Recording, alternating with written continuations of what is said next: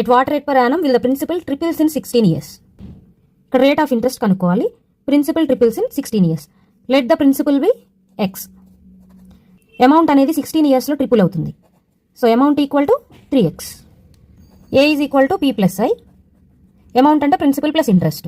So దీని నుంచి interest ఎలా వస్తుంది? ఏ minus P.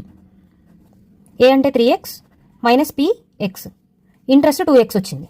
I is equal to PTR by 100. Principal x, interest 2x into time 16 years.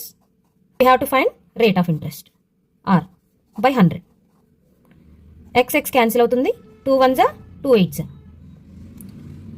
4 2s 4 25s. So 1 is equal to 2r by 25.